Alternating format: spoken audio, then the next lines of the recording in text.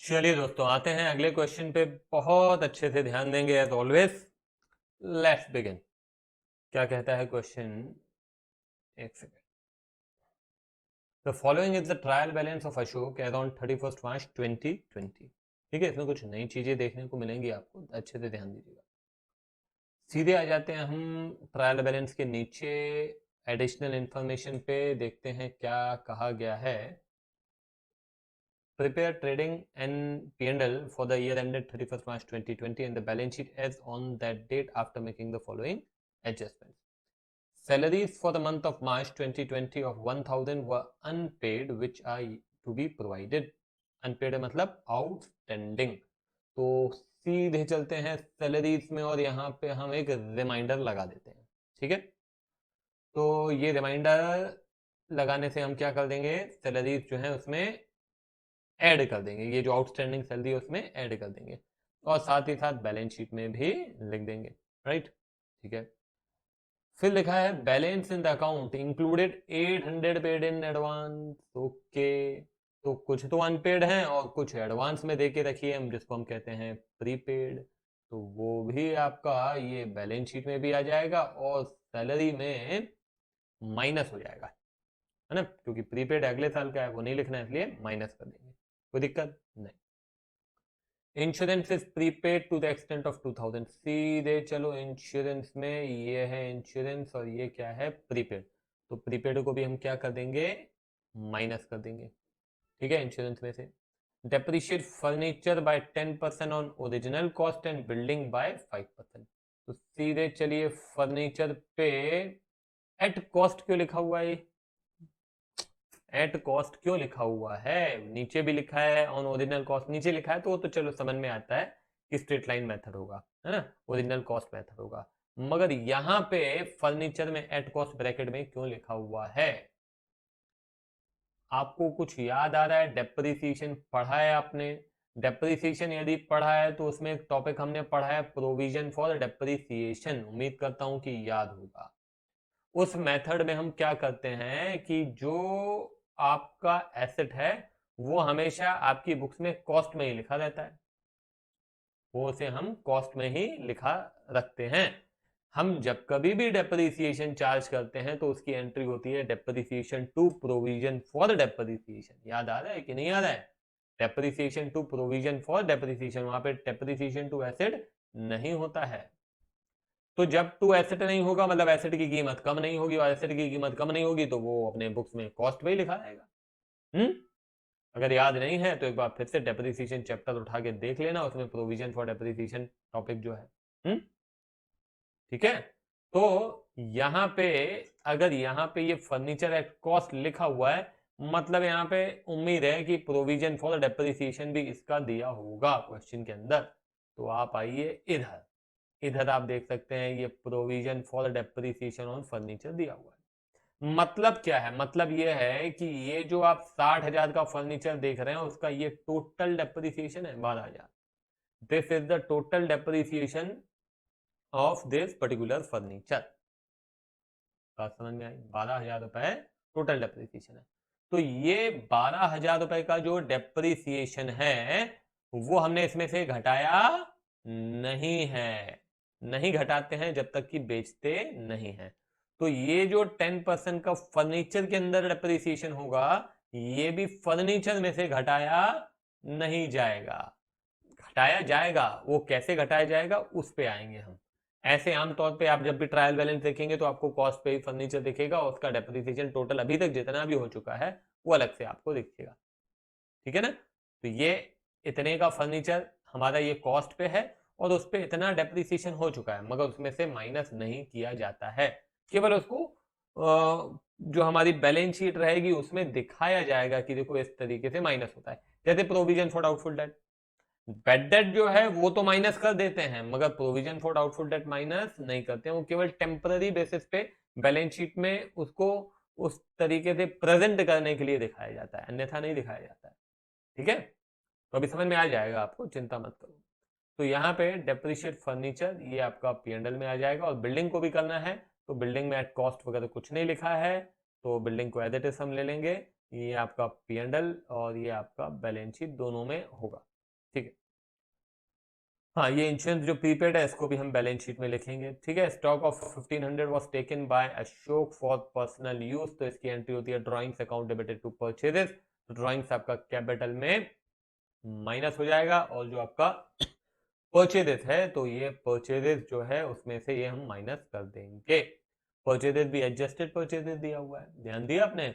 Adjusted purchases में क्या करते हैं, एडजस्टेड परचेजेस का इक्वेशन होता है opening stock plus purchases minus closing stock. मतलब जब हम एडजस्टेड परचेज लिखेंगे तो ना तो हम ओपनिंग स्टॉक लिखेंगे ना तो हम क्लोजिंग स्टॉक लिखेंगे। ये बात आपको ध्यान रखनी है, याद भी रखनी है ना। ठीक है, तो आमतौर पे आप जब कभी भी देखेंगे एडजस्टेड परचेज है ना, तो क्लोजिंग स्टॉक आपको बाहर नहीं मिलेगा। आप देखो यहाँ पे कहीं भी क्लोजिंग स्टॉक नहीं दिया हुआ, क्यों? क्योंकि एडजस्टेड परचेज है, क्लोजिंग स्टॉक आपको ट्रायल बैलेंस के अंदर मिलेगा अगर होगा तो। ठीक है, तो हाँ यहाँ पे हो गया ड्राइंग फॉर परचेजेस। ठीक है, make a provision for doubtful debt equal to 10% of sundry debtor. तो ये डेटर्स पे मैं मार्किंग कर दे रहा हूँ, और यहाँ पे मैं लिख दे रहा हूँ बैलेंस शीट और P&L। सॉरी, ये हो गया आपका अब क्या करना है, अब हम मार्किंग कर लेते हैं फटाफट। तो बिल्डिंग, बैलेंस शीट, ये ट्रेडिंग, ट्रेडिंग, P&L। हाँ, अब इधर आ जाओ बेटा, ध्यान देना। प्रीपेड रेंट लिखा है, रेंट नहीं लिखा है, क्या लिखा है? Prepaid rent. तो बेटा एडजस्टमेंट में नहीं दिया हुआ है, अंदर दिया हुआ है, और अंदर दिया हुआ है तो यहां पे करते हैं बच्चे गलती। प्रीपेड रेंट है मतलब ये कहां से आया होगा अंदर ट्रायल बैलेंस के, इसको लेकर जो एंट्री है वो पास कर दी गई होगी।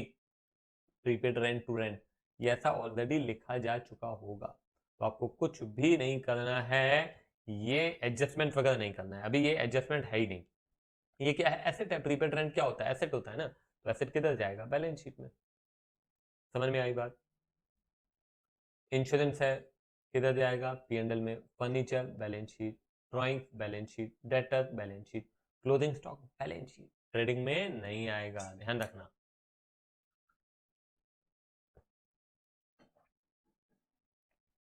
Capital, balance sheet, trading. Outstanding wages है, लायबिलिटी है, balance sheet. Provision, balance sheet. Apprentice premium, credit balances दिए हुए हैं, यहाँ पे गलती मत कीजिएगा। अप्रेंटिस प्रीमियम मिलता है, ये इनकम है, तो ये आपका आएगा P&L में। ठीक है, क्रेडिटर्स है बैलेंस शीट में, राइट? हो गया। अब क्या करना है, आप सीधे आते हैं हम फॉर्मेट्स पे, जल्दी से फॉर्मेट्स बना लेते हैं। तो यहाँ पे आप पूरा लिखेंगे trading account for the year ended. ठीक है, यहाँ पे P&L account for the year ended, balance sheet as at. ठीक है, सारी चीजें। फिर आइए बिल्डिंग। बिल्डिंग है 1,50,000 और उस पर डेप्रिसिएशन था 5%।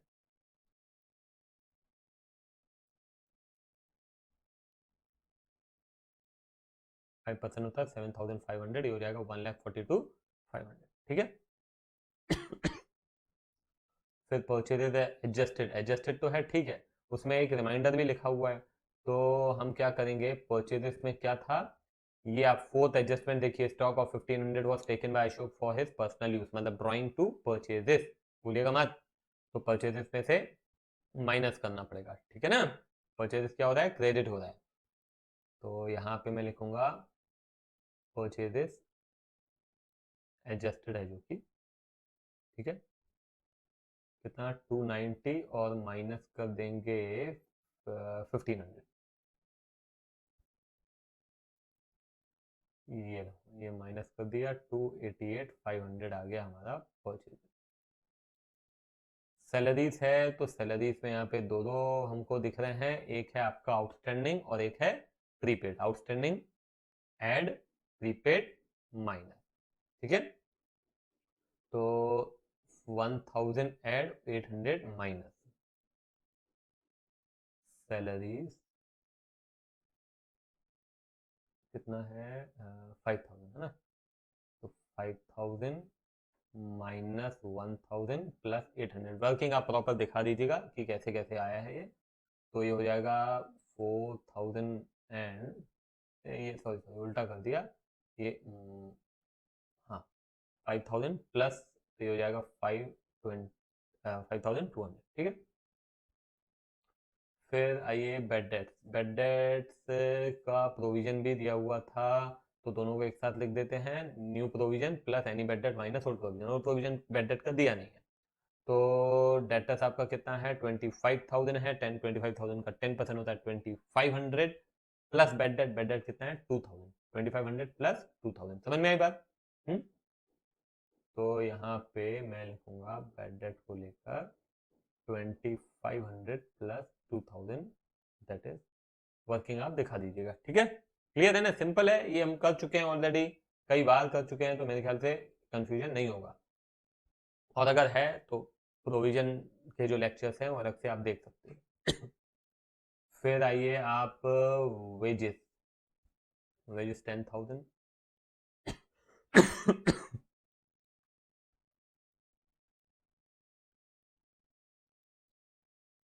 रेंट 5,000, रेंट में कुछ है क्या? नहीं।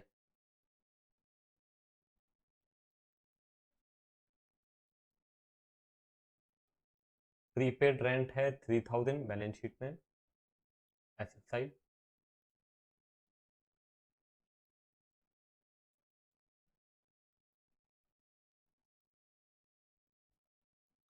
इंश्योरेंस में कुछ है, प्रीपेड है 2,000, तो 5,000 माइनस 2,000, ठीक है।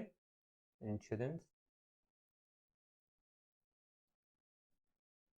इंश्योरेंस 5,000 है, माइनस कितना था, माइनस 2,000 ना, 2,000, तो ये हो गया 3,000, ठीक है। फिर उसके बाद है फर्नीचर। हाँ, अब फर्नीचर में आ जाओ, देखो क्या करते हैं। फर्नीचर हमारा 60,000 कॉस्ट पे, और आपके प्रोविजंस हैं, अभी 10% और डेप्रिसिएशन करना है, मैं आपको एक बार करके दिखा देता हूँ। देखो प्रोविजन 12,000 है, 12,000 प्लस 6,000 और ले लो। 6,000 क्यों? क्योंकि 10% डेप्रिसिएशन करना है, ये लिखा हुआ है ये, तो कितना हो जाता है 18,000, ठीक है। ये 18,000 हो गया हमारा प्रोविजन फॉर डेप्रिसिएशन टोटल, ठीक है। तो अब यहाँ पे दो तरीके होते हैं, देखो मैं आपको बता रहा हूँ। फर्नीचर, तो एक तरीका ये होता है कि आप फर्नीचर इधर लिखें, फर्नीचर आप लिखें, एक तरीका है 60,000 का, ठीक है, और प्रोविजन आप इधर लिख दें 18,000। तरीका नंबर एक। तरीका नंबर दो, जो कि हमें यहाँ पे अभी करना है, क्या है तरीका नंबर दो, वो देख लो। तरीका नंबर दो ये है कि, एक सेकेंड, तरीका नंबर दो ये है कि ये 60,000 लेस प्रोविजन फॉर डेप्रिसिएशन 18,000, 42,000, ठीक है। अब क्या करते हैं, जब अगले साल का ओपनिंग एंट्रीज जब हम लिखेंगे, तो ओपनिंग एंट्रीज में फर्नीचर 60,000 ही जाएगा और प्रोविजन 18,000 क्रेडिट साइड जाएगा, और फिर वहीं से आपका ट्रायल बैलेंस बनेगा। तो जब ट्रायल बैलेंस बनेगा तो फर्नीचर कितना दिखेगा, 60 दिखेगा। समझ में आई बात? ऐसे किया जाता है, ठीक है। फिर से एक बार एक्सप्लेन कर दूं, ये फर्नीचर जो है 60,000 हमने यहाँ लिखा, माइनस 18,000 मैंने कर दिया 42, मगर जब हम ओपनिंग एंट्रीज लिखते हैं नए साल के शुरुआत में, तो उन ओपनिंग एंट्रीज में एसेट्स को डेबिट करते हैं और लाइबिलिटीज को क्रेडिट करते हैं। तो आप ये जो एसेट है फर्नीचर, इसको जब आप डेबिट करेंगे तो 60,000 से ही डेबिट करेंगे, और इसको आप क्या करेंगे, क्रेडिट कर देंगे 18,000 से। तो जब आप ट्रायल बैलेंस बनाएंगे तो 60,000 से आपका फर्नीचर दिखेगा और 18,000 से आपकी ये प्रोविजन दिखेगा, ठीक है। तो ये भी हो गया। अब आ जाते हैं हम ड्राइंग्स। ड्राइंग से 5,000 फर्नीचर के नीचे 5,000, तो पहले मैं एक काम करता हूँ, यहाँ पे कैपिटल लिख देता हूँ और लेस कर देता हूँ ड्राइंग 5,000, ठीक है। एक और ड्राइंग्स थी जो ओनर स्टॉक लेके गया 1,500 का, है ना, तो 1,500 का ड्राइंग्स और है, ठीक।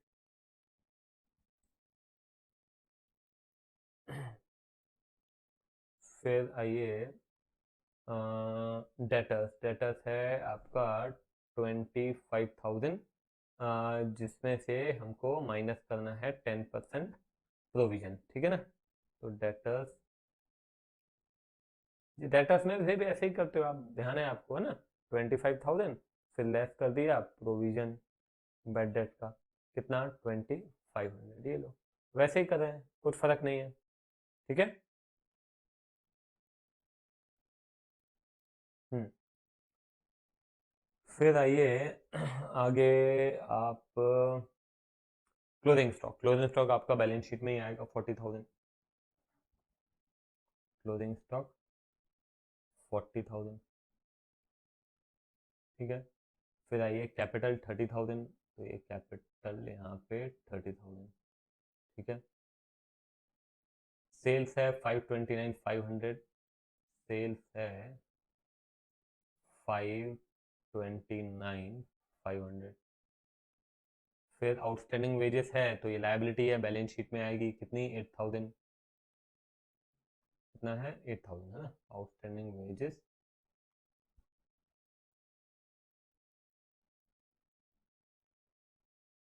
फिर आइए प्रोविजन फॉर द डेप्रिसिएशन, ये हो गया हमारा, ठीक है। अप्रेंटिस प्रीमियम, ये इनकम है हमारी, तो ये आपका P&L में आ जाएगा,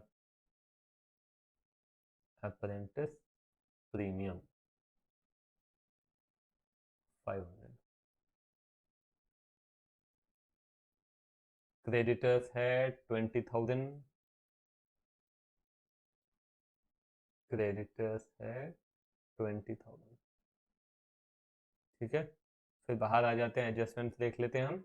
दो जगह बैलेंस शीट लिखा हुआ है, पहले वाले में एक है आपका आउटस्टैंडिंग सैलरी 1,000 की, और एक है प्रीपेड सैलरी 800 की, ठीक है। तो ये आपका प्रीपेड सैलरी 800 और आउटस्टैंडिंग सैलरी 1,000। फिर आइए प्रीपेड इंश्योरेंस है 2,000, प्रीपेड इंश्योरेंस 2,000। फिर डेप्रिसिएशन हो गया, डेप्रिसिएशन हो तो गया, मगर हमने P&L में लिखा है कि नहीं लिखा है, हाँ, बिल्डिंग में से तो घटा दिया है ना, कितना था 7,500 प्लस 6,000, 13,500 का आपको डेप्रिसिएशन यहाँ पे लिखना है। 7,500 बिल्डिंग पे है और 6,000 फर्नीचर पे है, तो 13,500 हो गया हमारा डेप्रिसिएशन, ठीक है, दोनों जगह हो गया। हाँ, अब ये स्टॉक जो है ये हमने ड्राइंग्स में से भी माइनस कर दिया, परचेजेस में से भी माइनस कर दिया, फिर आखिरी प्रोविजन है, तो ये डेटर्स में से भी माइनस हो गया, और P&L में भी लिख लिया हमने, मतलब मेरे ख्याल से सब कुछ हो चुका है, देख लें अब, चलो देख लेते हैं। तो 529,500 माइनस 288,500 माइनस 10,000, 231 आ रहा है, एक बार देख लें। 231 GP बिल्कुल सही है, 2,31,000, this is your gross profit, ठीक है। फिर यहाँ पे लिख लेते हैं हम ग्रॉस प्रॉफिट, टू 231, ठीक है।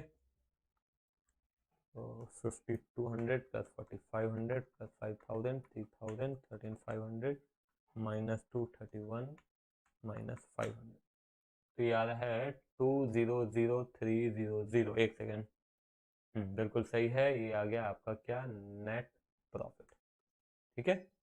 टोटल 231,500, 231,500, ठीक है। यहाँ का भी टोटल आप लिख लीजिएगा, 529,500, 529,500, ठीक है।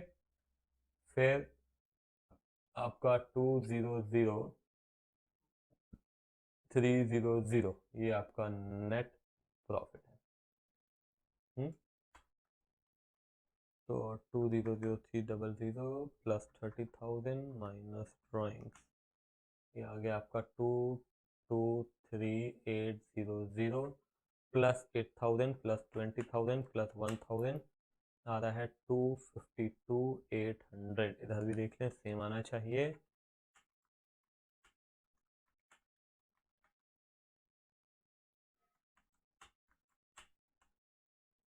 252 800 बिल्कुल सही है। ठीक है, क्लियर है। तो बस ऐसे ही सॉल्व करना है, आगे भी आप खुद से ट्राई करें, नहीं बनता है तो लेक्चर जरूर देख सकते हैं। चलो बाय बाय।